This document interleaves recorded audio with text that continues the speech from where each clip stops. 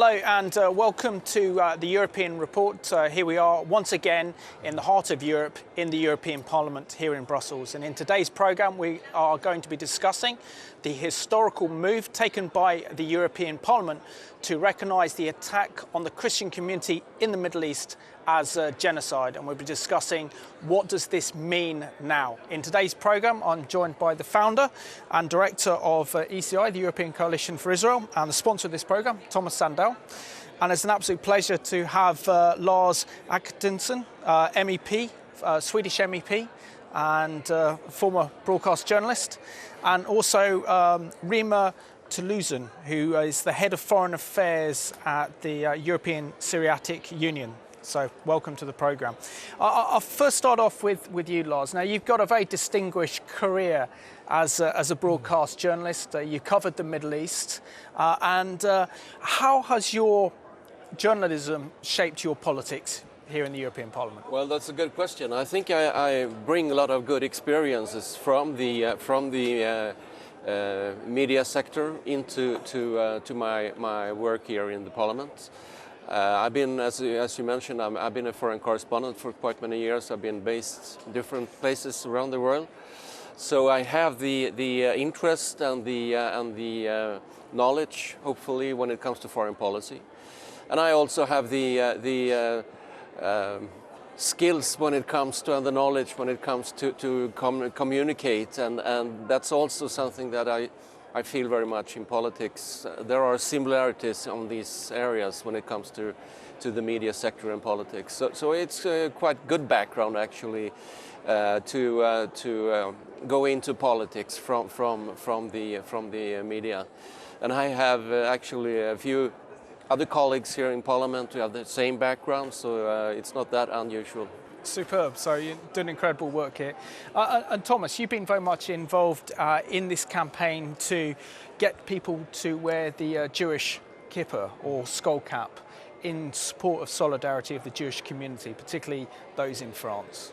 Can you share with us this very successful campaign? Thank you, Simon. And before answering the question, I want to come back to our journalistic backgrounds. As you know, I was correspondent accredited to the European Commission at a particular time, but I was a print journalist. I had a print journalist face. Lars obviously has more potential for broadcast.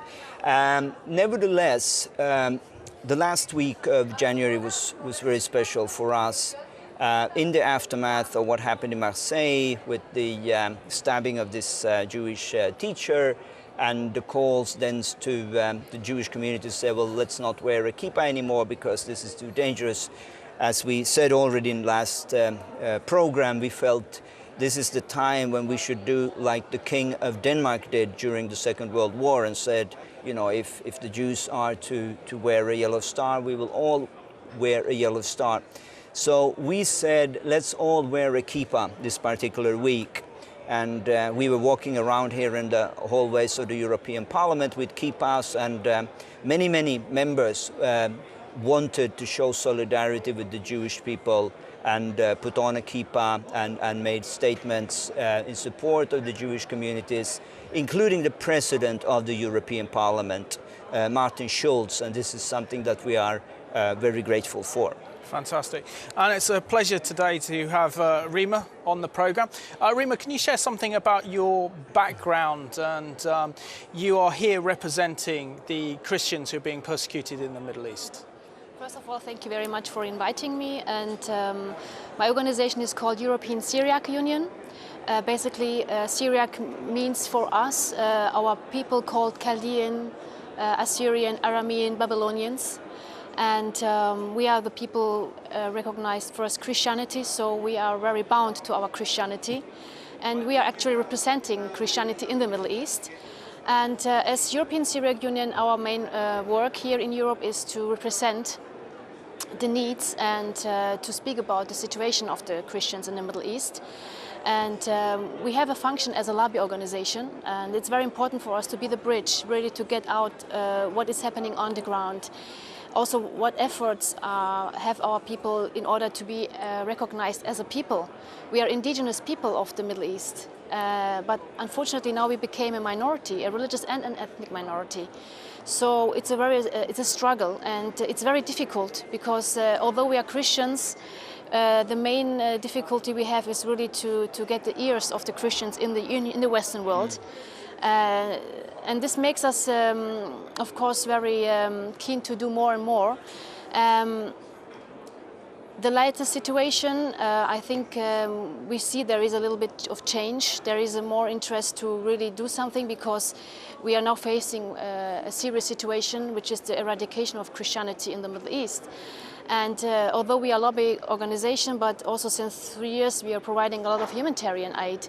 And also because we think it's very important to help the people there not to leave, because we don't want the Christians to leave. Absolutely. So in general, we can say that our role is to really demand the legitimate rights of our people, also to speak out the truth, what is happening, what massacres happened, what killings, what kind of policies, and all what is happening today in Iraq and Syria. I mean, we already went through so many things like 100 years ago in Turkey, and now it's even coming back. It's a déjà vu, and it's not stopping. And of course, it's helpful to have today this recognition of genocide, but to be honest, it hurts also. Mm-hmm. Until now, the world was only watching and no action, and really grateful for having this possibility to be here and to speak as a representative of our people in it's very important, and it matters to us as well, because the Christians need help, particularly in the Middle East. But Rima, can you share with us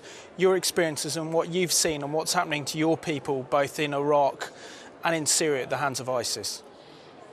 First of all, what is happening today, I mean, the world, I have been in many conferences last year here in the European Parliament, and for the first time I heard that there was awareness about what it means to be a Christian in the Middle East, and what it means if Islamic organization asks the people, you have to convert, or you have to pay, or you die.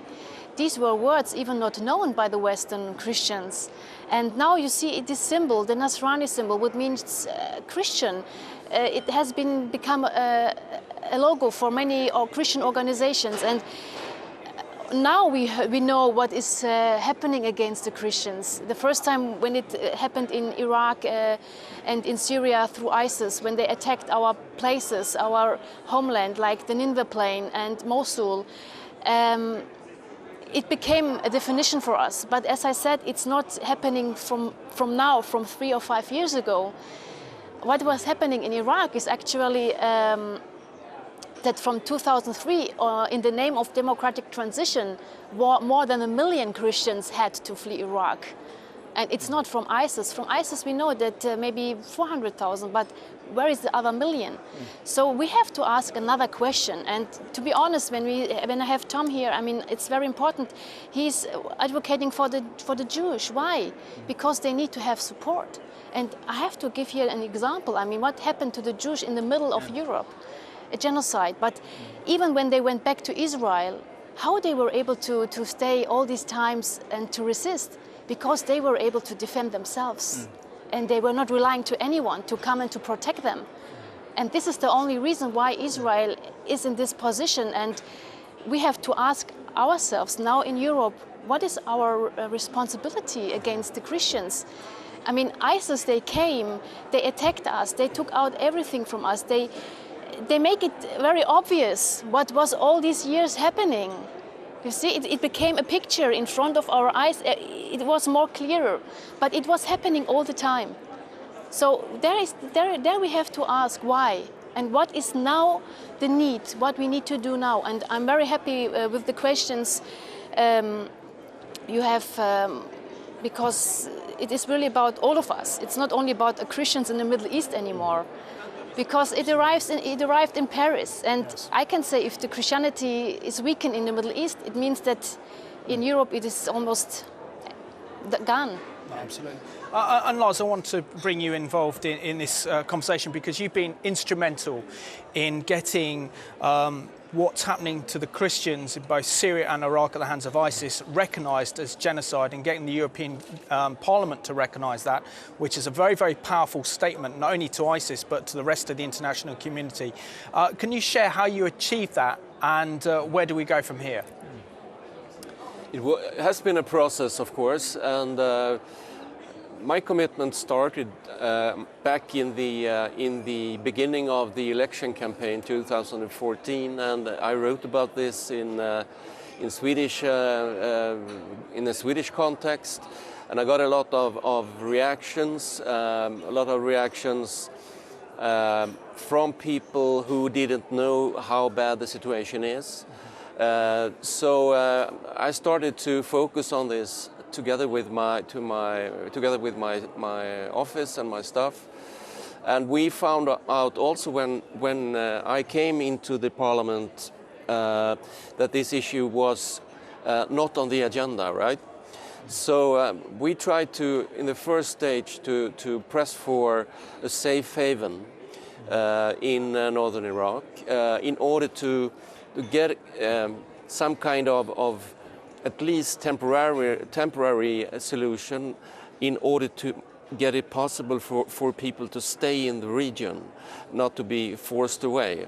This discussion about this safe haven was the first step, and it was, I mean, the idea was to have an international guarded safe haven and make it possible for people to stay. But after the passing of this resolution in last March, not very much happened. So I thought it was really urgent to take another step in this issue, and so the idea came up to press for recognition of genocide. And so I started the work with a resolution, and I got support from EPP, my own group here in the Parliament, which is the biggest group. And we started the process, and we got approval for an oral question with a debate and a resolution from the Council of Presidency, Council of Presidents in the Parliament. So that was pretty much a first step in this process, and then we had negotiations, of course, between the different groups, and it all ended up with broad support for the resolution, which says that genocide is going on. Genocide is committed by the IS against Christians, Yazidis, and also some other minority groups in Iraq and Syria. And I think this is really an important signal. I mean, here is politicians, political representatives from 28 countries signing this resolution, talking about genocide. That's really a strong political signal to the Commission, of course, to the governments, member states' governments, but also to the international community, that we see and we recognize what's going on, and this is the worst crime according to international law, namely genocide. Yeah. And Thomas, we know that with international law, particularly when it comes to using the term genocide or classifying attacks on Christians and Yazidis and other minority groups as genocide, there is a moral and legal responsibility to act. How can the European Union act to prevent further atrocities and to prevent further genocide in the Middle East? Well, I think we've seen a very good first step. I wouldn't call it a first step, maybe a third or a fourth or a fifth, but Lars obviously being very, very instrumental in bringing this on the agenda, and now then having the resolution passed. For once, I can feel proud to be a European, perhaps even to be a Swedish-speaking European on this program, to see that Europe finally took a moral lead. It's something that we should expect of the European Parliament. We don't see it very often, but I think in this case we saw it. And I can say so from a global perspective because I happened to be in Washington, D.C. when the resolution was passed. And I think it was an embarrassment for the U.S. administration to realize that Europe is taking the lead on an issue where the U.S. should have had a much more vocal attitude or be more outspoken. So obviously we know, and I heard from Lars before the program, that there's a similar process in the U.S. Congress. And what we hope, I believe all of us, is that this would be a snowball effect leading to the U.S. Congress having ramifications on the United Nations level. But it has to start this way. And we can only, each of us, do our utmost to make sure that this doesn't disappear anywhere, but that it's being pushed forward. And Rima, what would you like to see happen next? I mean, we've got the European Parliament that has recognised what's happening to your people is genocide. So where's the next step? Are you looking for military intervention in both Syria and Iraq, maybe possibility of European ground troops or American ground troops coming in to destroy ISIS in order to protect your communities? Where's the next stage? First of all, I mean, after each resolution, we are expecting an implementation. Mr. Adaktusson already mentioned the 12 March resolution, where it was adopted that a safe haven should be established for the Christians in the Nineveh Plains. But also number 10, I guess, where they say encouraging the cooperation with the newly emerging regional and local forces such as the KRG in Iraq, Kurdish groups elsewhere, such as the role of the YPG in the liberation of Kobani, and the Syriac Military Council. The Syriac Military Council is a Christian militia established 2013. And just in August last year, we have also the Beth Nahrin Women Protection Forces, so Christian women now taking up arms now. So since we have these military forces, we have a resolution almost 1 year old, but nothing happened. No single bullet, no single cent, nothing went to the Christians. We don't expect anybody to come there to protect us, to fight for us. And it's not about Europe, it's about the politics to come there. It's about what is the role of Europe now, what they should do. We don't want them to send soldiers or UN soldiers. It will not make a difference. What we need from Europe is really to take serious our people as representatives of our own. We don't want to be always under the control of other third groups. For example, if we speak about the Nineveh Plain, what happened in the Nineveh Plain? We had 7,000 armed Christians under the Peshmerga. One day before ISIS came, the Peshmerga, they took all arms away from them, and then they withdraw, and they left the people alone. So this is what is happening. When they always let our fate in the hands of others, this is what will happen. This is why we need to be accepted, to represent ourselves. It's the same. I went to many embassies in Iraq, and yeah, you have to go within the system of Peshmerga, they will get the weapons, they will get your portion. No, why? I want my portion by myself. I don't want any European, any American to come there to fight for me. I can do it by myself. And this is what we already do and what we did. And we lost lives, we lost people. People, they had no bullet to fight because they were out of bullets. And this was a reason why we had 200 people captured in the Khabur Valley. So what we need now is Europe. You can mediate, you can be a facilitator. Mr. Barzani, come here, sit down with these people. What is your interest? What is your interest? But do not let my fate within the hands of Mr. Barzani or any others. I mean, in Syria now we have a model. What is the situation of the Syriac people? Where are you standing? What do you need from us? How we can support you? And please don't speak with Christians. They are Christians in the name, but they are not accepting themselves as Christians. We had this scenario with the Syrian opposition. So many Christian figures, but none of them was a Christian. They were more artists than being a Christian. But they only have been used as figures. So we have the Christians here representing the Christians on the table. No, we want the right people to come and to represent us.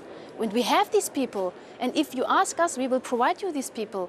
Because they are leading the people. If civic society, if cultural, if political, if military, the people, they're really, really, I mean, we are doing our utmost best, but we need the support of Europe and we need implementation. We need something concrete. No, absolutely. Yeah, just and underline, implementation is absolutely crucial. And as always in within the European Union, it's up to the member states to implement what is decided. And I really hope that this signal, as I said, which is very strong from the Parliament, will influence the member states, the governments, to act and to bring this issue to the United Nations where it belongs. I mean, we need to push for a decision within the framework of UN, and we need to push for a resolution in the Security Council, and we need, of course, during this process, also support these regional defense forces. Absolutely. I mean, it's also very, very important to underline that this is not a matter of launching war. This is a matter of self-defense. This is people who are attacked by the most cruel forces we have seen since World War II. They have the right to defend themselves, and they are not able to defend themselves today out of many reasons. So we have an obligation, a moral obligation, not Absolutely. At least after this resolution now has passed, to do more on the military side, to support these groups, to let them defend themselves against the evil. So, I mean, there is always a debate going on. Should we support more military action or not? I mean, this is not a question of that. This is a question of self-defense to help people Absolutely. Survive. That's the main issue. We're down to the last 5 minutes of the programme. Now, as an experienced broadcast journalist and Middle East correspondent, isn't one of the major problems when it comes to looking at this issue is that this issue is not getting the media coverage that it deserves in order to influence public opinion. There's virtual media silence on the plight of the Christians and the genocide that's taking place in the Middle East by ISIS. Yeah, I agree, and I experienced it very much from the very beginning when I focused on it, and when I raised the question. It was met from the media, from established media, it was met by quietness. Nobody mentioned it. I think it's a little bit better now since the awareness has increased, but still it's very difficult. And I think not at least in the European context, the victims are wrong since it's Christians, and the perpetrators are also wrong since it's Muslims. So, I mean, we need to tackle this political correctness that is so important Absolutely. in the evaluations that media are doing all the time. I mean, we must and we should mention this by the right words. It's genocide, and it's genocide going on against Christians. If we don't mention it, if we don't act accordingly, I mean, then we don't do our job, and we make these people suffer even more. Absolutely. And Thomas, how important is it that we hold our political leaders and our political representatives to account on the issue of genocide in our national parliament, but also here in the EU?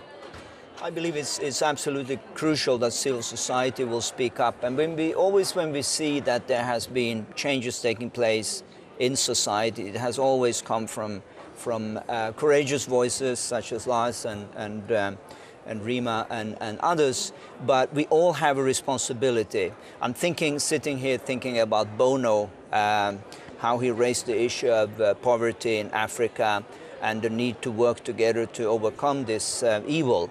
I just wish that there would be not only Bono, but people who really have in a particular way the attention of media that would speak up, but also that all of us, because we all have a voice, we live in democratic societies where we can call our member of parliament, call our government minister and say, well, what are you doing about the ongoing genocide in the region? And we should all do that. Yeah. And Rima, what can our viewers who are watching this programme today, who have been touched by what you've said and the plight of your people, that they need defence, they need to be armed, and they need representation? I mean, I think Europe has really to make a choice. What is very important for Europe now? Because, as I said, the mentality of backwardness and this radicalism arrived here in Europe. Each refugee brings with him own mentality.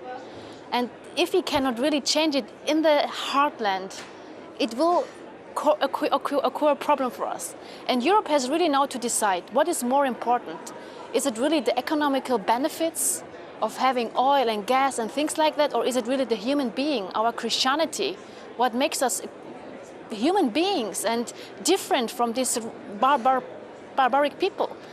And it is really about changing mentality in the Middle East, and how we can do that without Christians, without Jews. I mean, the Jews, they are now resisting, but how long can they resist? I mean, it's not sufficient, because tomorrow if they use nuclear weapons, what will happen?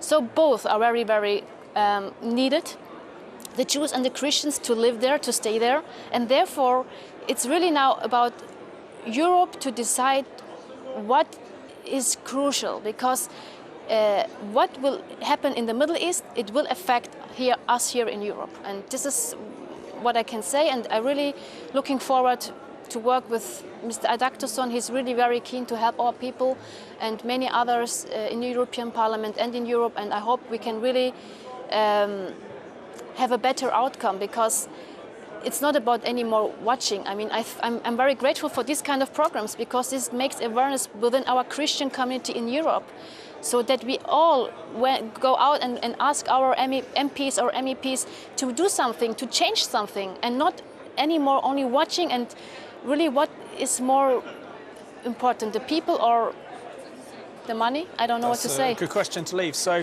just want to thank you for joining us on today's European report, and thank you for the incredible work that you're doing, Lars, and also Rima, for giving such a strong and powerful voice to your people, and for Thomas for being rock solid in your support and defence of Israel and democracy and freedom. And the Christian people. And the Christian people, absolutely. So I just want to thank you for watching today's European report. We've learned really that the European Parliament, thanks to the incredible work being done by Lars, our MEP here, in getting the European Union and European Parliament to recognise that what's happening to the Christians in the Middle East at the hands of ISIS is genocide. So it's important that we continue to put pressure on our political representatives to ensure that these valuable, precious Christian communities in the Middle East are protected, so that a further generation can have the freedoms that we enjoy here in Europe. So thank you for watching today's European report.